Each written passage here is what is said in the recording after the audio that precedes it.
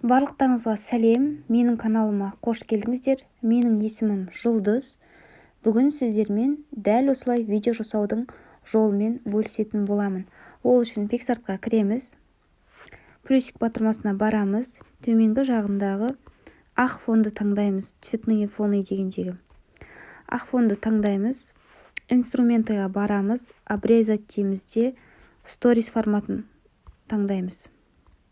Неке, готовыны басамыз. Добавить фото дегенге барамыз. Өзіңіздің таңдап алған фотоңызға қоясыз. Мен мінеке мына фотоны таңдадым. Бұл фотоның артқы жағында фон болған. Мен фонды удалить етіп тастадым. Ақ фон етіп алдым. Фотоны фоннан кесіп алу деген менің сабағым бар. Сол сабақтың сілтемесін төменге қалдыратын боламын. Өзіңіздің кез келген фотоңызды қойсаңыз болады бұл жерге. Мен бірақ осы фотоны таңдадым.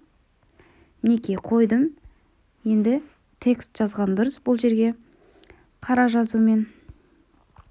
Яғни мен Instagram парақшамда жазамын. Жұлдыз әлемі.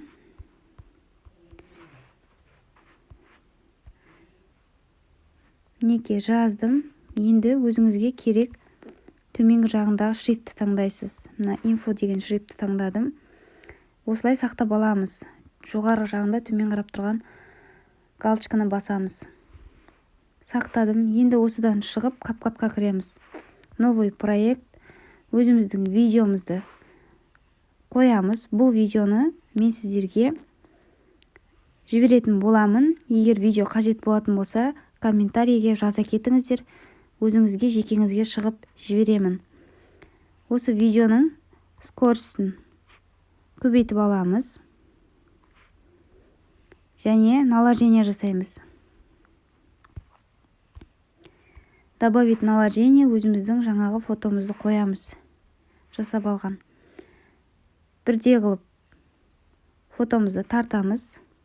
Және де оңға қарай тартамыз. Фотоны. CapCut'тың видеосын удалить етіп тастаймыз. И төменгі жағында склейка деген тұр. Сол жерден фильтр деген таңдаймыз. Галочканы басамыз. Видеоны жүргіземіз. Мінеке дәл осылай өзгеше, ерекше видео шығады. Қателеріңізге жарасын. Менің каналым сіздерге ұнаса, лайк басып, тіркеліп алыңыздар. Осы видеоның арғы жағына өзіңізге ұнаған музыка қойып қойсаңыздар да болады. Соңына дейін көргендеріңізге рахмет. Сау болыңыздар. Енді сақтап аламыз.